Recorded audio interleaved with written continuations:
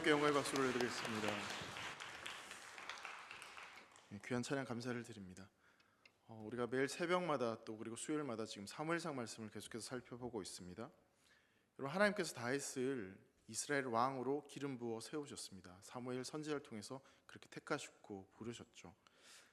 그렇게 왕으로 부름을 받은 다윗의 인생을 좀 돌아보면, 물론 이제 조금씩 좋았던 것도 있지만, 지금까지 이 다윗의 인생을 우리가 쭉 살펴봤지만 그 다윗이 처해있던 상황들이 그렇게 녹록지 않았고 굉장히 힘들었던 인생이라는 것을 발견하게 됩니다. 특별히 이 사무엘상을 살펴보다 보면 이 19장부터 이어지는 그 다윗의 삶을 보면 계속해서 도망치는 이야기들이 계속해서 등장하고 있습니다.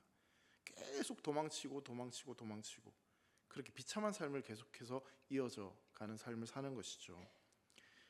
사무엘상 21장에 보면 다윗은 이 사울의 위협을 피해서 블레셋이란 곳으로 도망을 칩니다. 그런데 이 다윗이 도망한 곳이 어디였냐면 블레셋의 심장이자 그리고 골리앗의 고향이었던 가드라는 곳으로 피신하게 됩니다. 그러니까 홀로 이 적진 한가운데로 도망치는 것이죠.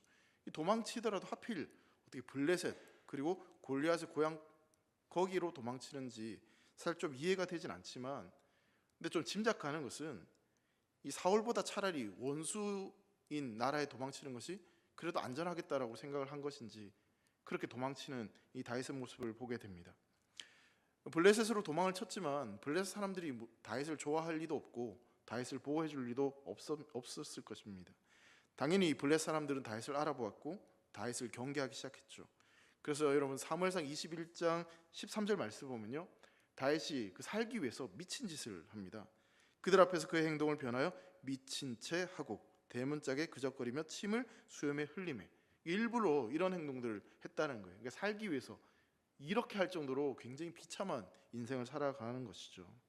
자, 그렇게 가드에서 미친 척해서 목숨을 이렇게 부지했던 다윗이 이제 곧장 가드를 떠나서 오늘 본문이 등장하는 이 아둘람이란 곳으로, 그리고 그 아둘람에 있는 어떤 굴로 피신을 하게 됩니다. 우리가 읽었던 본문 22장 1절 말씀을 보시면요, 그러므로 다윗이 그곳을 떠나 아둘람 굴로 도망하며 그의 형제와 아버지의 온 집이 듣고 그리로 내려가서 그에게 이르렀고라고 말씀하고 있습니다. 여러분, 아둘람이란 지명의 뜻이 사실 보호처, 피난처 이런 뜻을 가지고 있습니다. 그리고 이 아둘람 굴이 있었던 이 지역은요, 돌산이 많은 굉장히 험한 그런 지역이었다라고 합니다. 그래서 사실 이 아둘람 지역에는 사람들이 숨을 만한 동굴이 이 하나만 있었던 게 아니라 여러 군데 흩어져 있었다고 합니다.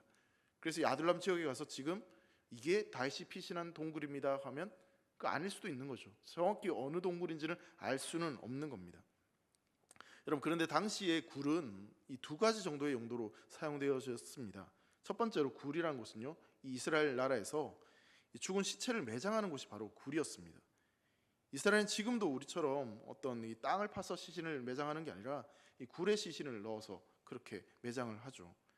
두 번째로 이 굴은 이 피난처로 사용을 했던 곳이었습니다. 은신처이며 피난처로 그런 기능을 가지고 있었어요. 그래서 여러분, 여러 전쟁 가운데 이 위급한 상황이 되면 왕들이 그 굴로 도망가서 자신의 목숨을 그렇게 유지했던 그런 일들이 종종 있었다라고 합니다. 여러분, 아둘람 굴이 있었던 이 지역은 많은 사람들이 저마다의 어떤 사정들로 인해서 도망쳐서 그렇게 숨어 지내는 그런 곳이 바로 이곳이었습니다. 앞서 말씀드린 대로 아둘람에는 굴이 하나만 있었던 것이 아니었기 때문에 여러 굴에 숨어 있었던 사람들이 곳곳에 있었다라는 것이죠. 다윗도 그렇게 도망자가 되어서 아둘람 굴에 지금 숨어 있습니다. 자, 다윗이 그 굴에 숨어들자 다윗에게 두 부류의 사람들이 몰려들기 시작합니다. 첫 번째로 22장 1절에 보시면 다윗의 형제들과 아버지의 온 집이 이 굴로 내려왔다라고 성경은 이야기합니다. 다윗의 형제들과 아버지가 집에서 만약 안전하고 평안했다면, 고향에서 안락한 삶을 살고 있었다면 굳이 다윗을 찾아서 이렇게 내려오지는 않았을 것입니다. 분명히 이 가족들이 다윗을 찾아올 수밖에 없었던, 이 척박한 땅에 찾아올 수밖에 없었던 그 이유가 분명히 있었다라는 것이죠. 왜냐하면 이 사울이 다윗을 죽이려고 그렇게 이 수배령을 내리고 막 쫓아왔던 그 상황이었기 때문에 그의 가족들에게도 그런 위협들이 가해질 수 있었다. 그렇기 때문에 이 가족들도 그런 위험에 노출되었기 때문에 이 도망칠 수밖에 없는 그런 상황이 되었다라는 것이죠. 이 다윗 때문에 도망치는 이 다윗의 가족들의 모습을 보면서 우리가 그리스도인으로서 겪게 되는 이 땅의 고통에 대해서도 한번 좀 생각해 보게 됩니다. 여러분, 우리가 정말 그리스도인으로서 바르게 정직하게 그 말씀대로 살아가고자 노력하면 사실 우리 인생 가운데 고난과 어려움들이 찾아오기 마련입니다. 어떤 측면에서 보면 우리는 예수 믿으면 복을 받고 이 세상의 안락함을 누릴 수 있을 것처럼 생각하지만, 근데 우리가 신앙생활을 하면 할수록 더 어렵고 힘들고 때로는 이유 없이 고통을 당하고 손가락질 당하는 경험들을 우리는 종종 경험하게 되는 것이죠. 여러분, 오늘 본문에 보시면요, 다윗의 형제들, 가족들이 누구 때문에 지금 어려움을 겪고 있습니까? 바로 다윗 때문입니다. 다윗 때문에 이렇게 고통을 당하고 있고 지금 이 척박한 아둘람이라는 곳으로 찾아오게 된 것이죠. 우리 역시 예수님을 올바로 믿게 되면 그 상황 가운데 주어지는 고통과 고난이 있을 수 있다는 것을 이 모형을 통해서 우리가 한번 좀 생각해 볼 수 있다는 것이죠. 자, 그리고 다윗에게 몰려들었던 또 한 부류의 사람들이 있었습니다. 2절 말씀을 보시면요, 환난당한 모든 자와 빚진 모든 자와 마음이 원통한 자가 다 그에게로 모였고 그는 그들의 우두머리가 되었는데 그와 함께한 자가 400명 가량이었더라라고 말씀하고 있죠. 자, 세 부류의 사람들이 여기 좀 더 구체적으로 등장합니다. 환난당한 모든 자, 그리고 빚진 모든 자, 마음이 원통한 자. 이 사람들이 지금 다윗에게로 모여들기 시작했습니다. 사울이 통치하는 그 이스라엘에서 그렇게 많은 사람들이 고통당하고 어려움을 겪고 있었다는 것을 보여주고 있는 것이죠. 그 숫자가 무려 400명이었습니다. 근데 여러분, 당시에 남자 성인들만 계수했기 때문에 훨씬 더 많은 숫자의 사람들이 지금 다윗이 숨어 있었던 이 아둘람 굴로 찾아왔을 것입니다. 자, 여러분, 이 400명이라는 숫자가 사실 그렇게 큰 수도 아니지만 또 그렇다고 해서 그리 작은 숫자도 분명 아닙니다. 이 400명의 사람들이 모였고 지금 다윗은 그 사람들의 우두머리가 되었다라고 성경은 말씀하고 있습니다.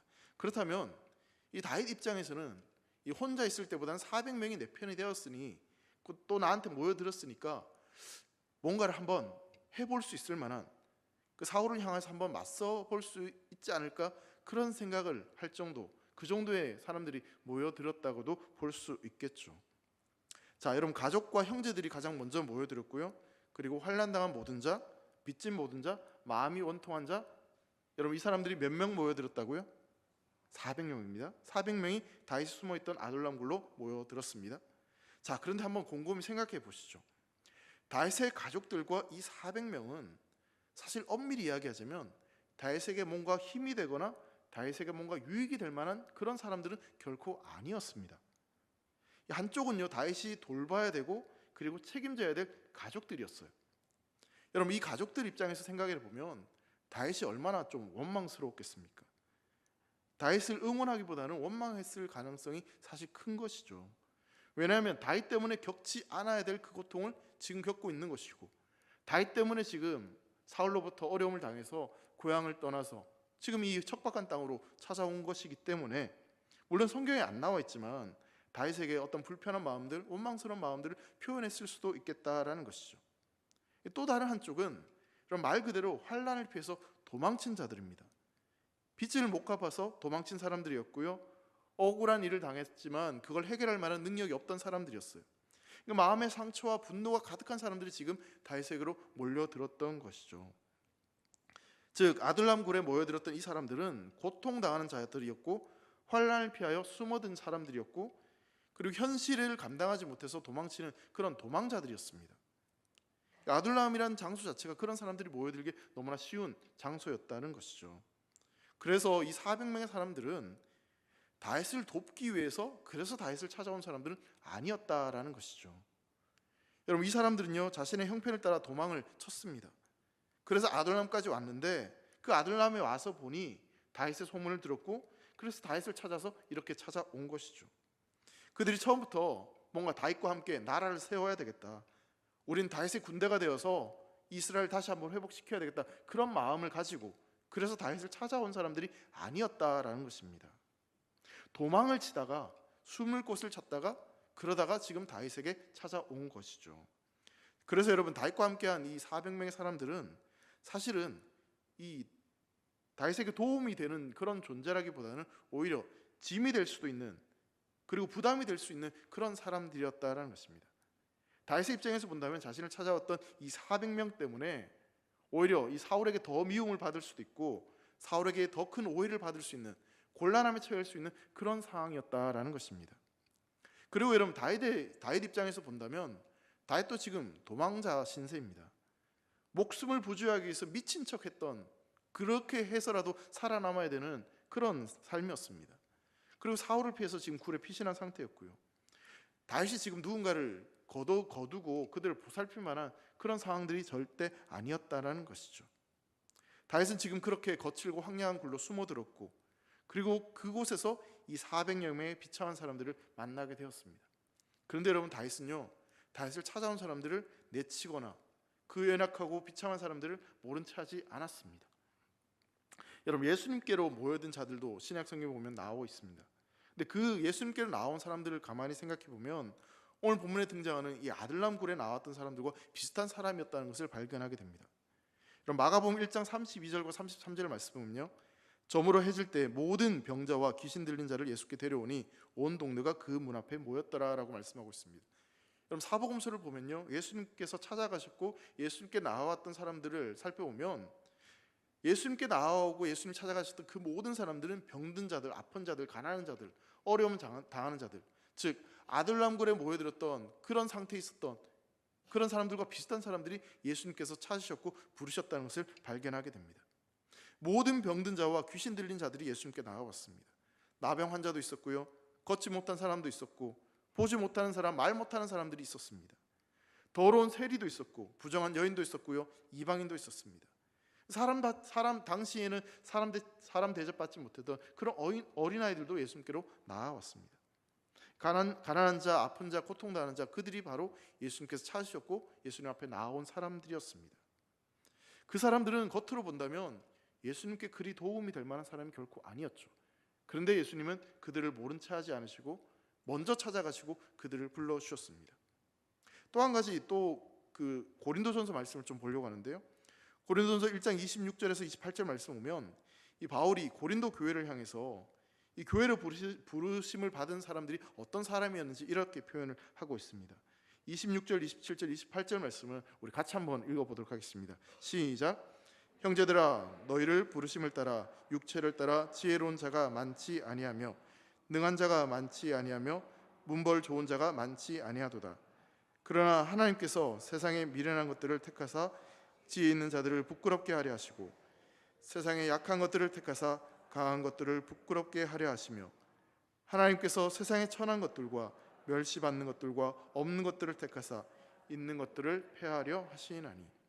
자, 여러분 보세요. 지혜로운 자가 없고 능한 자도 없고 문벌 좋은 자도 없고 미련하고 지혜 없고 약하고 천하고 멸시받는 그런 사람들이 바로 교회로 모여들었다, 교회로 부르셨다라고 성경은 지금 말하고 있습니다. 여러분, 하나님이 사람이 되어서 이 땅에 오셨습니다. 창조주이신 그 하나님이 피조물로 이 땅에 오셨습니다. 왕이신 분이 종이 되어 오셨고요, 아무런 죄가 없으신 그분이 가장 더러운 그 십자가에 달리셔야만 하는 그 죄인으로 이 땅에 오셨습니다. 세상을 심판하셔야 될 그 심판주께서 오히려 심판을 받는 자리에 서셨습니다. 영광스러운 하늘 보좌를 버리시고 그 모든 것들을 내려놓고 우리에게 찾아오셨습니다. 그리고 십자가에 달려 죽으셨고 결국 무덤에 들어가셨습니다.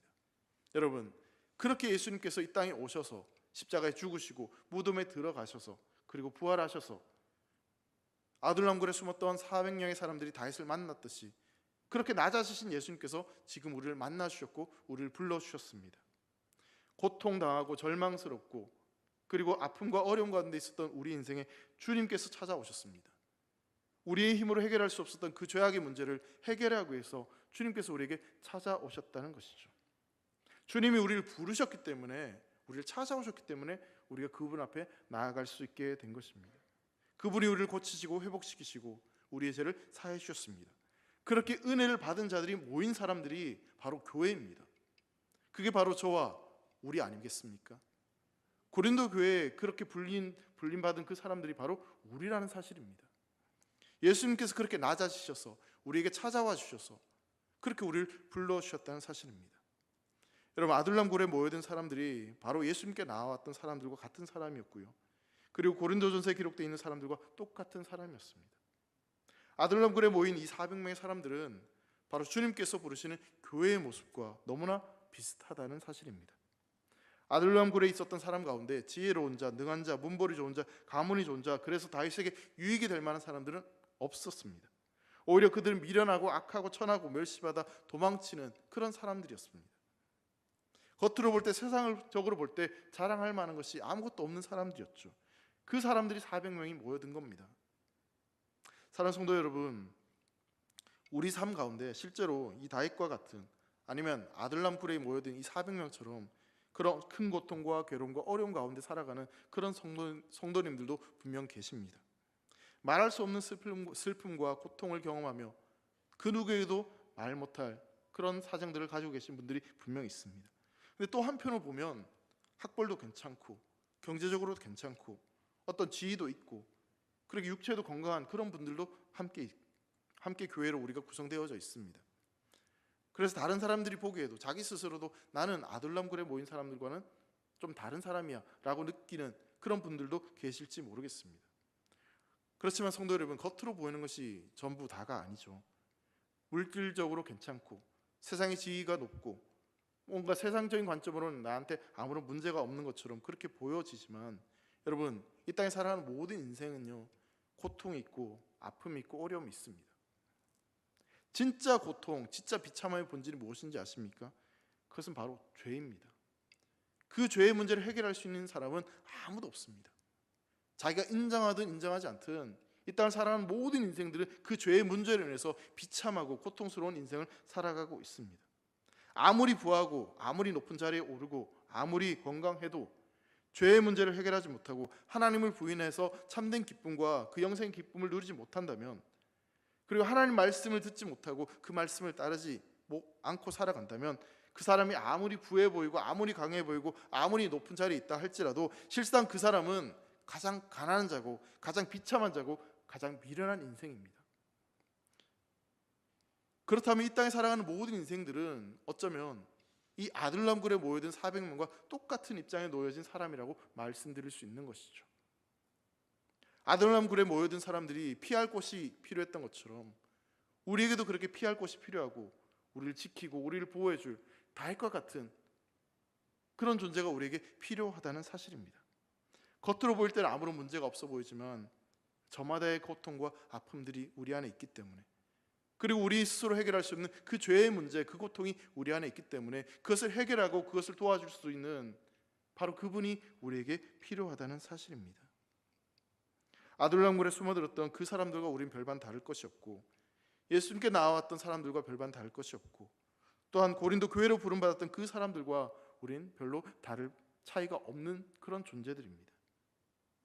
우리에겐 여전히 고통이 있고 죄 가운데 넘어지고 또 우리 인생을 넘어뜨리는 유혹들이 우리 가운데 분명히 있습니다. 그래서 우리에게는 피할 곳이 필요합니다. 우리에겐 숨을 곳이 필요합니다. 우리에게 피할 곳이 필요하고 숨을 곳이 필요하기에 그래서 주님께서 우리에게 찾아오셨고 지금 우리를 불러주신 줄 믿으시기 바랍니다. 마태복음 11장 28절에 이렇게 말씀하죠. 수고하고 무거운 짐진 자들아 다 내게로 오라 내가 너희를 쉬게 하리라.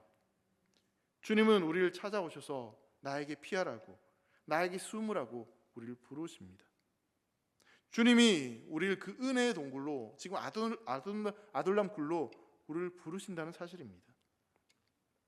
여러분, 아둘람 굴은요 동굴이었습니다.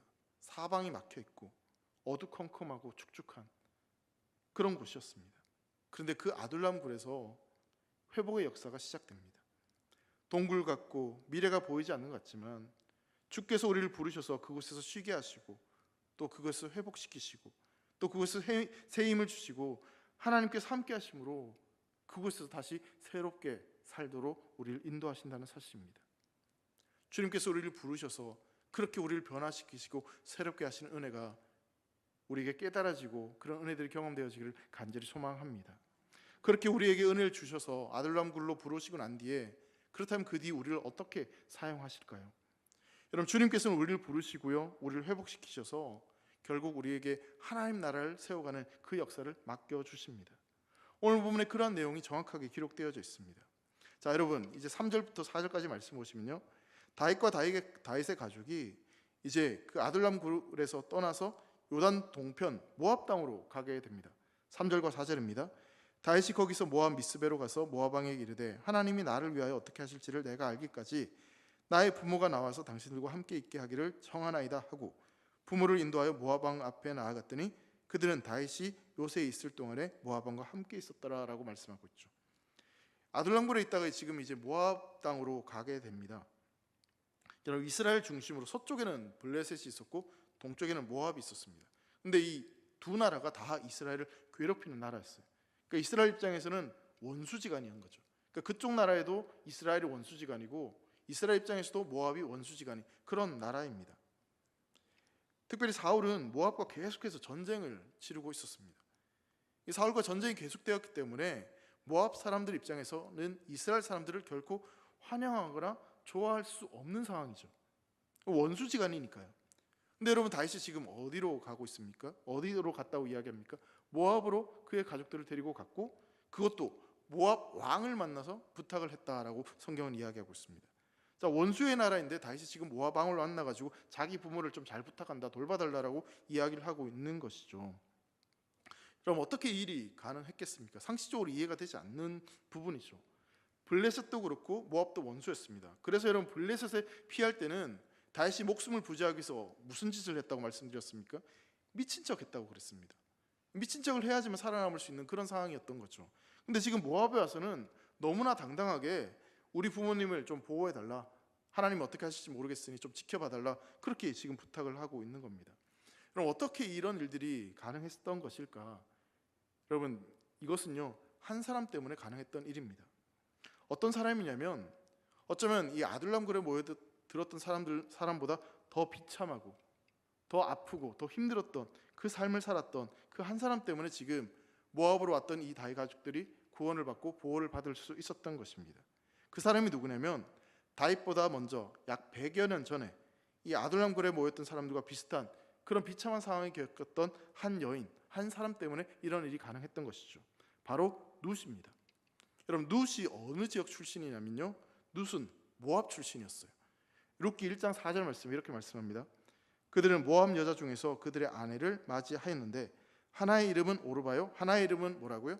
룻이더라, 이렇게 이야기하고 있죠. 그러니까 룻이 어느 지방 사람이었냐면 바로 모압 사람이었어요.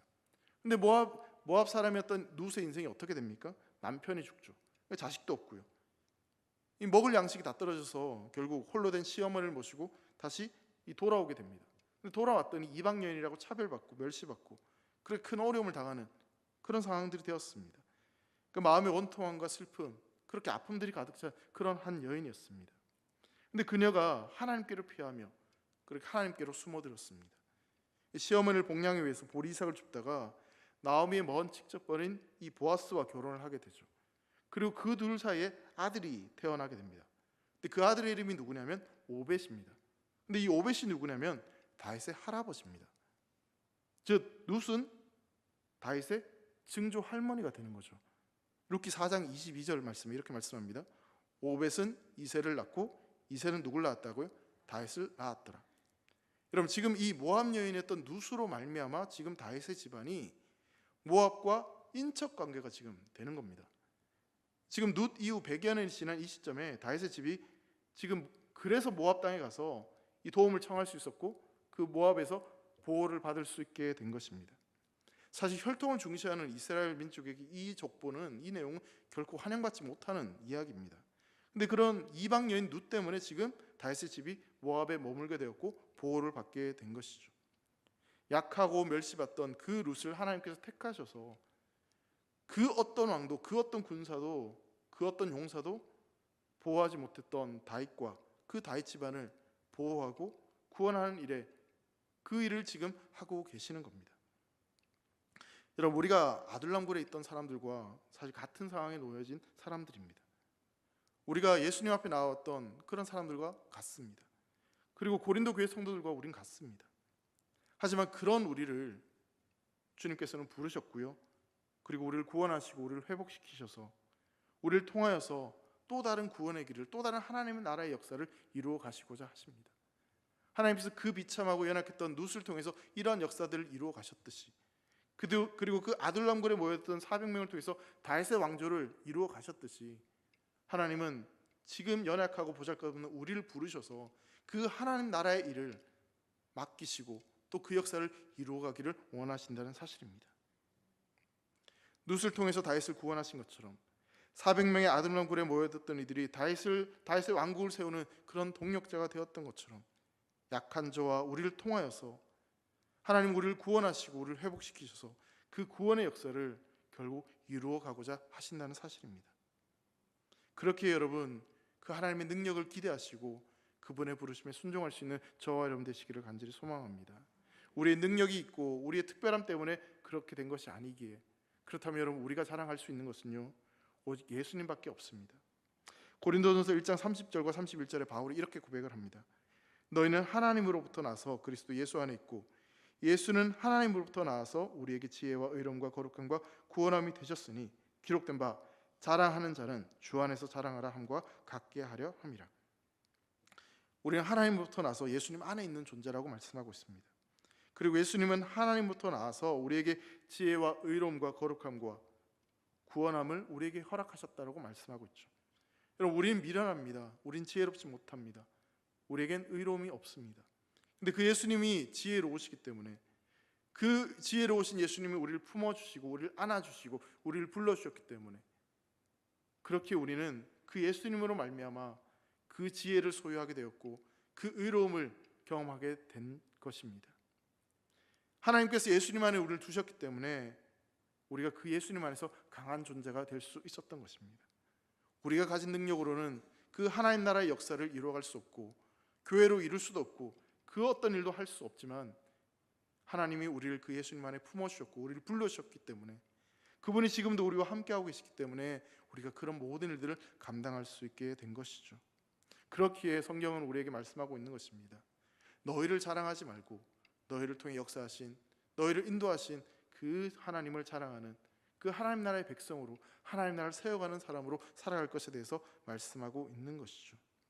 사랑하는 성도 여러분, 아둘람 굴에 숨었던 사람들은 어찌 했든 간에 다윗을 의지하고 또 다윗을 바라보았을 것입니다.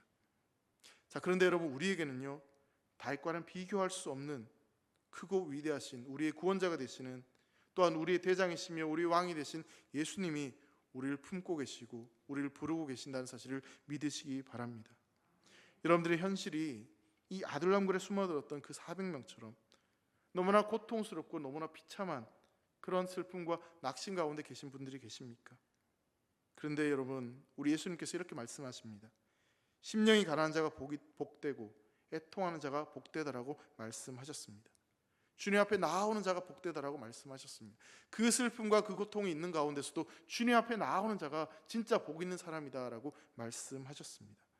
그렇다면 우리가 정말 룻과 같이 비참한 인생이고 아둘람굴에 모여든 사람들과 그렇게 힘든 상황 가운데 있다면 그런 우리를 부르시고 우리를 품으시는 주님 앞에 우리가 나아갈 수 있다면 그것이 우리에게 가장 복되고 바로 그 자리가 우리에게 소망이 되는 줄 믿으시기 바랍니다.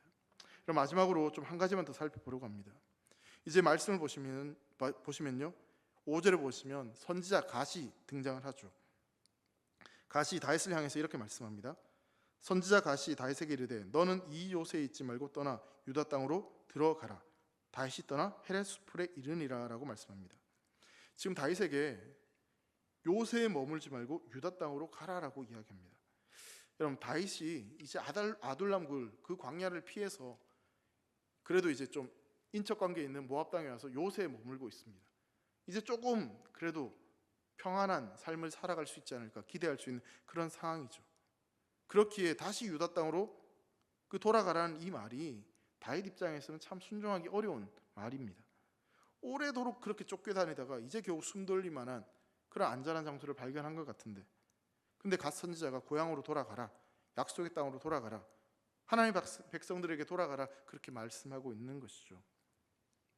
여러분 왜냐하면요 다윗을 진짜 살릴 수 있는 길은 모압과의 어떤 친인척 그런 사람과의 관계도 아니고 모압 땅의 견고한 요새도 아니었기 때문에 그래서 하나님은 갓 선지자를 통해서 이 다시 고향 땅으로 돌아가라고 말씀하셨습니다. 여러분 유다 땅은요 그저 단순히 이 다윗의 고향이 아니었습니다. 유다 땅으로 돌아가는 이 말씀은 예언적인 말씀, 그 의미가 포함되어져 있어요. 가장 먼저 여러분, 하나님이 유다 땅으로 다윗을 부르신 이유는요, 그가 이스라엘의 왕으로 기름 부음을 받았기 때문에 다시 고향 땅으로 돌아오라고 말씀하신 겁니다. 여러분, 나중에 어쨌든 언제가 될지 모르겠지만 이스라엘의 왕으로 부름 받은 다윗이 이방 나라들을 전전해서 다니고, 그리고 이방 나라들에 의존해서 그렇게 살아간다면 그 왕이 이스라엘의 진정한 왕이 될 수 있겠습니까? 그리고 여러분, 다윗의 후손으로 누가 오십니까? 다윗의 후손으로 예수님이 오십니다. 즉, 이 유다 땅으로 돌아가는 이 말은 유다 지파에서 다윗이 났고 그 유다 지파에서 예수님이 나셨으니 다윗에게 하나님께서 예수님께로 숨어라, 예수님이 가장 안전하다, 그 말씀에 순종해서 예수님 안으로 들어가라, 지금 그 말씀을 하고 있는 것이죠. 겉으로 보기에는 드러난 사실은 모압의 요새가 가장 견고해 보이고 그곳에 있는 것이 가장 안전한 것처럼 보여집니다. 다시 유다 땅으로 돌아가는 것은 어쩌면 자살 행위와 같은 것일지도 모르겠습니다. 또다시 그렇게 도망치는, 그 뒤에 계속 도망치는 삶을 살아갈 수밖에 없는 그런 상황들이 되어버렸긴 하지만, 여러분, 아무리 강한 요새라도 하나님의 명령을 따라 순종해 나아가는 그곳이 가장 안전한 줄 믿으시기 바랍니다. 하나님께서 함께 하시는 그곳이 가장 안전한 곳입니다. 사람의 보호 아래 있는 것보다 하나님 말씀에 순종하는 것이 더 안전하다는 사실입니다. 하나님께서 가라고 하신 그곳에 갈 때 우리는 가장 안전합니다. 하나님 말씀대로 순종할 때 그때 가장 우리의 삶은 형통합니다. 지금 그것을 말씀하고 있는 것이죠. 모압의 요새가 안전한 것처럼 보여집니다. 조금 숨돌릴 만한 그런 상황들이 되었습니다. 근데 하나님께서는 다시 유다로 돌아가라고 말합니다. 유다에 뭔가 견고한 성이 있어서, 뭔가 특별한 게 있어서 그래서 돌아간 것이 아닙니다. 숲으로 돌아가라고 이야기합니다. 그 험악한 광야로 다시 돌아가라고 말씀하셨습니다. 자, 그런데 여러분, 성경은요, 예수님을 향해서 그 숲풀과 같은 존재라고 계속해서 말씀합니다. 예수님께서 연한 풀과 같다고 말씀하셨고, 예수님께서는 그 연한 풀처럼 밟히셨고 꺾이셨고 너무나 연약한 모습으로 이 땅에 오셨습니다. 이 땅을 그렇게 살아가셨죠. 그러나 그런 연한 풀과 같았던 그 예수님이 우리를 품으시고 우리를 보호하실 때 우리에게 참된 구원이 일어났고 참된 생명이 우리에게 주어졌습니다. 숯불 같으신 그 예수님이 우리의 가장 안전한 피난처가 되시며 우리의 요새가 되신다는 사실을 성경은 우리에게 분명히 말씀하고 있습니다. 그래서 여러분, 다윗에게 하나님은 바로 그러한 땅으로, 그 예수님 안으로 들어갈 것에 대해서 말씀하고 있는 것이죠.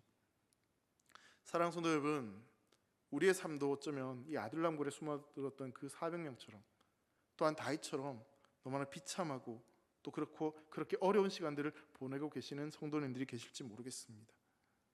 그 순간 사실 동굴보다는 눈에 보이는 어떤 화려한 빛을 찾아가고 싶고 사람을 의지하고 싶고 무엇을 붙잡고 싶은 마음이 분명 생깁니다.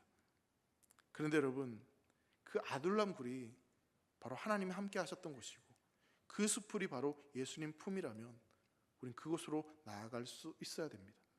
왜냐하면 바로 그곳이 가장 안전한 곳이고 그곳에서 주님을 만날 수 있기 때문에, 그 주님을 만날 때 우리 인생 가운데 회복이 일어날 수 있기 때문에 우린 그곳으로 나아가야 된다는 사실이죠.